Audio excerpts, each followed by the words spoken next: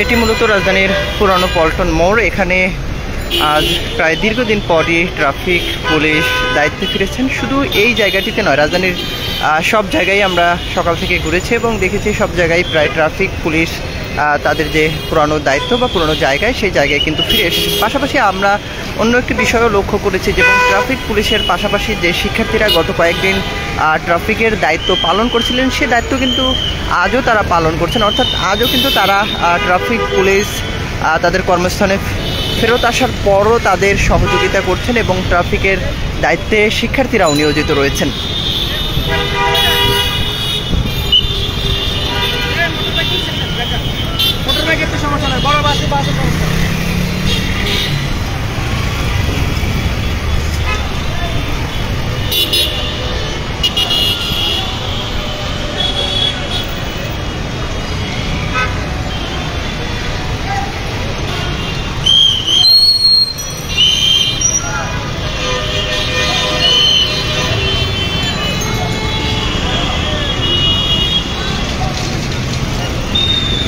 যদিও আজ সকাল থেকে রাজধানী জুড়ে তীব্র যানজট দেখা দিয়েছে, তারপরও যে ট্রাফিকের যে একটি অনিয়ন্ত্রিত ছিল বা ট্রাফিকের যে একটি বিশৃঙ্খলা ছিল, সেটি কিন্তু আজ অনেকটাই আমরা দেখছি সুশৃঙ্খলভাবে গাড়িগুলো চলাচল করছে। পাশাপাশি ট্রাফিক পুলিশ রয়েছেন, তার পাশাপাশি শিক্ষার্থীরাও রয়েছেন এবং কিছু সাধারণ মানুষ, বিভিন্ন সংগঠনের ভলান্টিয়ার যারা, তারাও কিন্তু এই ট্রাফিকের দায়িত্বে নিয়োজিত রয়েছেন। সব মিলিয়ে বলা যেতে পারে আজ থেকে ঢাকার সড়কে যে শৃঙ্খলা সেটি আবারও ফিরে এসেছে।